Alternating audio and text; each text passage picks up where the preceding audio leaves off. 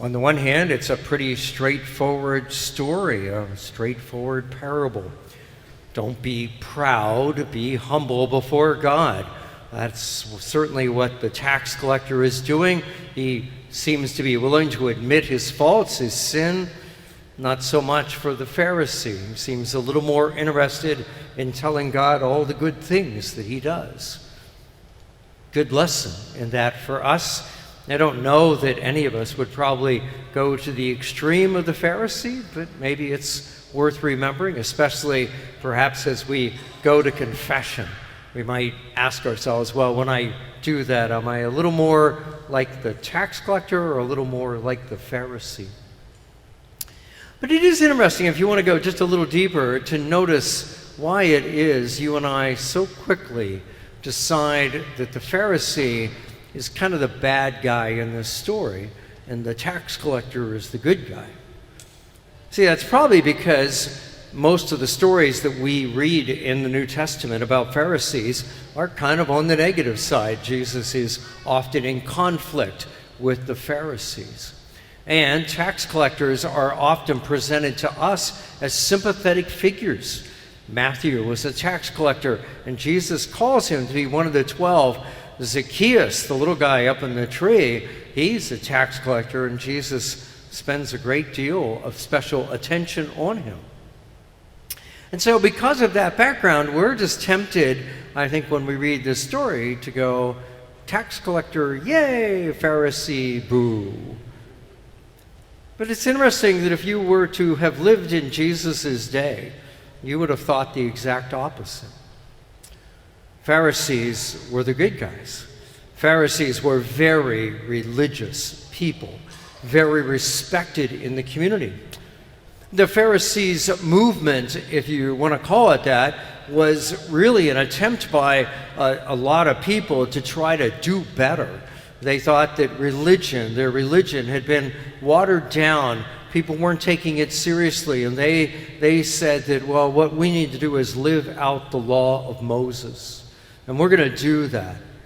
Now, admittedly, that's the problem they ran into, is they kept trying to figure out how to live it out better and better and better, and that got them into all sorts of little tiny rules and regulations, and it went too far, and that's where Jesus complained about them. But they were trying to do something that nobody else was doing.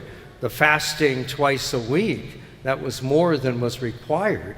Tithing on everything was more than required. So the people of Jesus' day would look at this Pharisee and say, oh, no, this is a nice guy. And I wonder if you can put yourself in that shoe for a moment. Think of the Pharisee as a good guy. How do you hear this? God, I thank you that I'm not like the rest of humanity. Greedy, dishonest, adulterous. Do you ever hear the expression, there but for the grace of God go I? That's kind of what that prayer is. If you think the Pharisee is a good guy, you might hear those same words and say, well, he's just being grateful. He's really going to God and saying, I'm just so grateful that I'm just not like these other people. I'm not caught up in these sins as other people are. And then I'm grateful that I'm able to fast and able to tithe, because not everybody can do those things. And of course, people of Jesus' day, they had no time to give to tax collectors. A tax collector in that day and age, it's not like what we have. This would have been a person who was hired by Rome to collect taxes. That is, Rome being the occupying empire of their nation. So this guy is collaborating with the enemy. And on top of that, most tax collectors cheated. And so they got rich off the extra taxes that they collected. This guy was a horrible guy in the eyes of anybody that Jesus was talking to. And so it's very possible that when they heard Jesus say, all the tax collectors said, be merciful to me, a sinner, they might have looked at it and heard it with some skepticism. Oh, yeah, right. Wait, I'll see it. I'll believe it when I see it.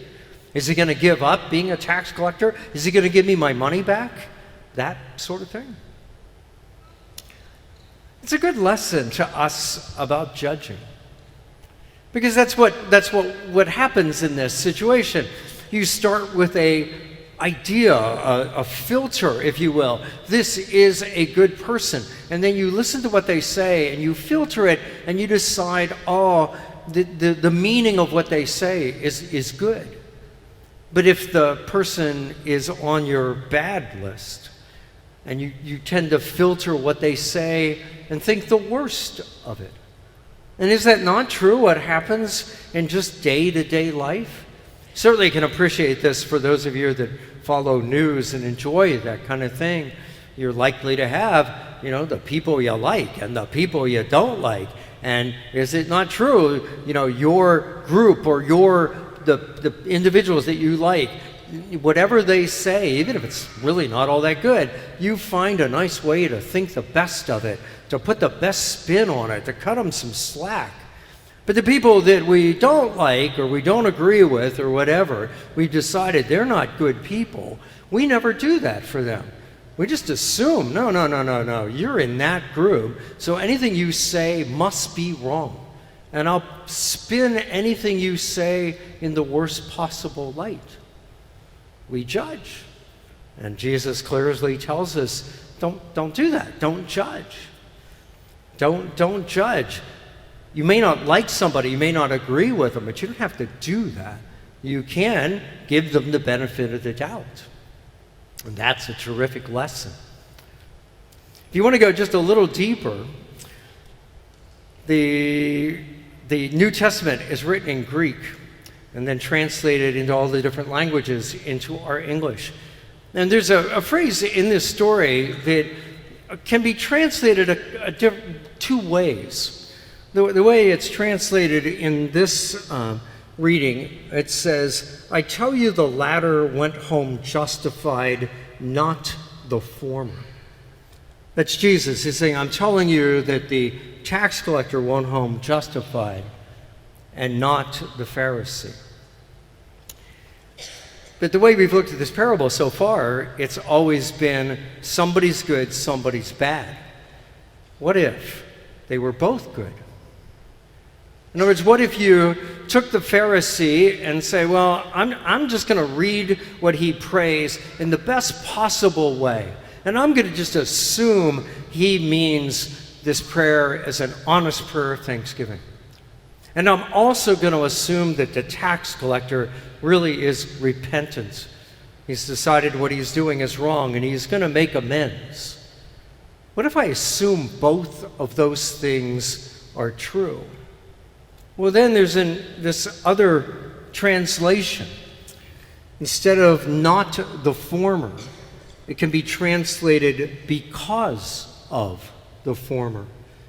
And so the line would read, I tell you, the tax collector went home justified because of the Pharisee. It's a fascinating thought. That the Pharisee, his righteousness, all the good that he was doing, and perfectly to be sure, but all the good that he was doing was somehow assisting the tax collector. Consider it. What you and I will come to communion today, and maybe you are one of those people who have always believed in the real presence. And that's an easy belief for you. You come and your faith in the real presence helps somebody else who might be here with us or someplace else who struggles with that belief. You and I forgive someone, and that forgiveness helps somebody who is in a situation where they struggle to forgive. You and I spend time in prayer, or we read our Bible, and that helps somebody who, for whatever reason, does not do those things. It's a wonderful thing to think about, that as we get better at this, as we do better in our discipleship, we can be of help to others, maybe people we don't even know, and people we would not necessarily even interact with. I am quite fascinated by this translation and this idea. Because I think too often, especially in our society right now, we have a tendency to think of, well, these are the winners and these are the losers, or these are the people that are right and these are the people that are wrong, or these are good groups and these are bad groups. And so we're always doing this division. What if everybody's doing the best they can? Certainly, we're not all perfect. None of us are perfect. But what if we're all doing the best we can, and some of us who may be doing a little better? By doing better, we're helping the people that struggle.